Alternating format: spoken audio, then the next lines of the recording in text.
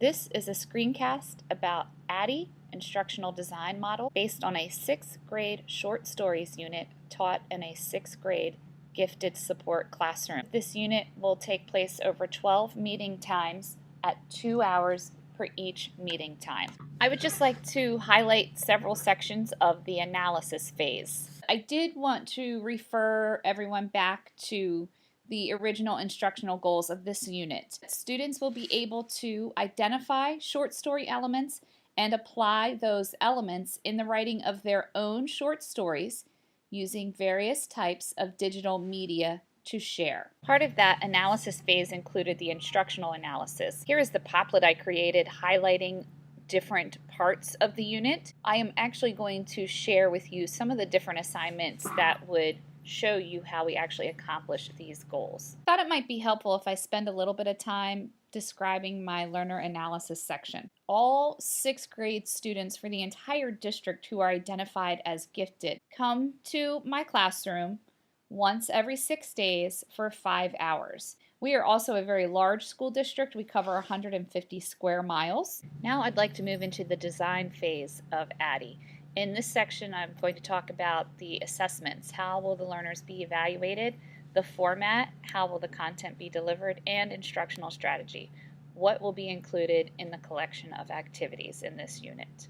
As stated before, this course format will be done in a hybrid form, using Google Classroom, read alouds, independent reading, field trips, and student projects. This leads us into the development phase.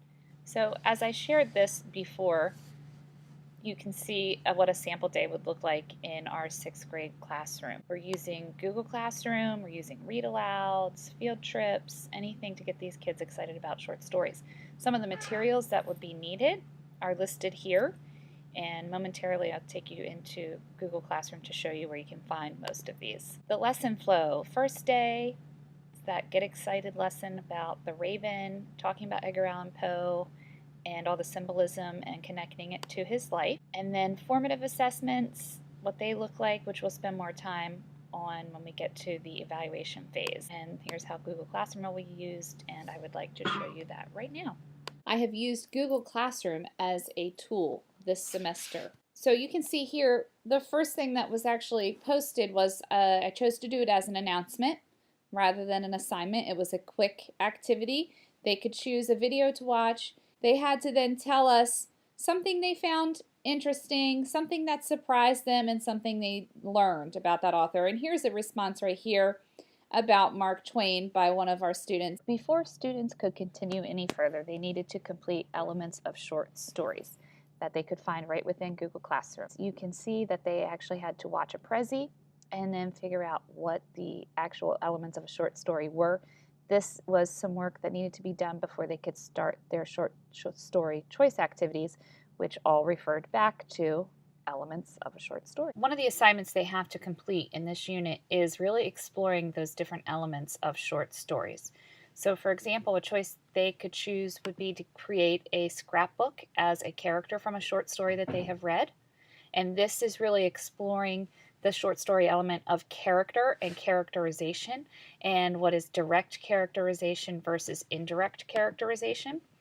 Another option that they have is creating a short story podcast, and this is really exploring the short story element of symbolism. So within their podcast, they have to tell about the symbolism that they found in the story that they read.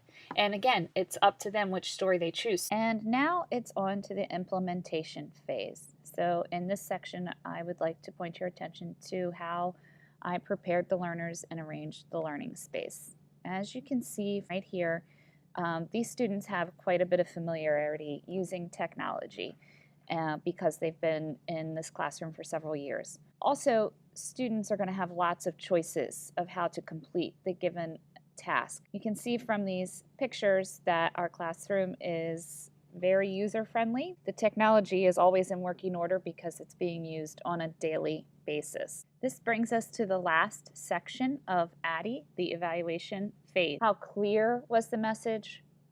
Was it helpful in reaching the goals of this class? How practical was it given the time and context of this class. The one-to-one and small group formative evaluation is something that's constantly going on in this classroom. Students are constantly checking in and getting feedback. This field trial was how I've taught the unit in the past. Thankfully, doing this unit assignment through this class has really helped me take a look at this and make a lot of improvements. I've noticed improvement in student work that I've received this year, and I believe that Google Classroom was a part of it. I also believe having to come back and take a look at the rubrics and the evaluations that I've been giving in this unit has been extremely helpful. So this process has been helpful. This is the summative evaluation section of my ADDIE. I want to point out a few things here. In the reaction section, I'm looking for students to complete an attitude survey that I've created on SurveyMonkey. Down in the learning section, this is the major assessment for the unit. I'm looking for them to create and craft their own short story and then turn it into a digital presentation. These things I'm going to show you in Google Classroom.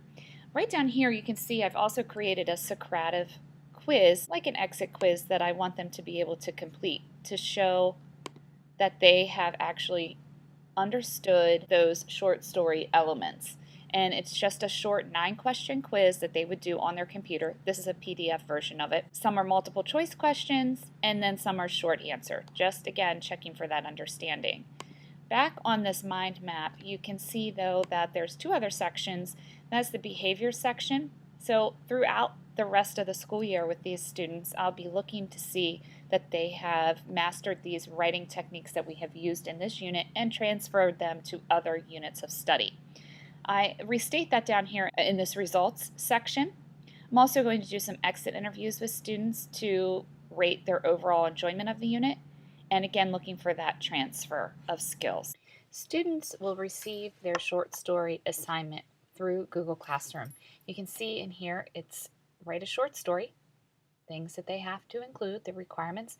Then also there is a link to the rubric that they will be graded on that they can see. This way they know exactly what is being asked of them up front.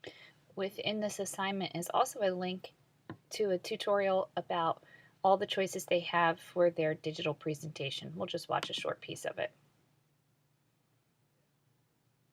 Hello Beepers! Welcome to this short presentation on short story digital presentation guidelines and helps. In this presentation, you will learn what options you have available to you for your digital presentations and also view samples of how these digital tools can be used to help you make your project even better. Let's talk about the guidelines for a minute. The first thing you need to do is actually write your short story. So you can kind of get the idea of what's included, and then further down in the tutorial I've actually shown them where to find these tools. So Powtoon, Amaze, Storybird, iMovie, or Stop Action Animation. The last piece I would like to include in my screencast is my Works Cited page from my Amaze. I also would just like to add a bit of a caveat and apologize for the many times I said I and we. I should explain. I team teach, so it's very difficult for me to use the word I when I talk about teaching these days.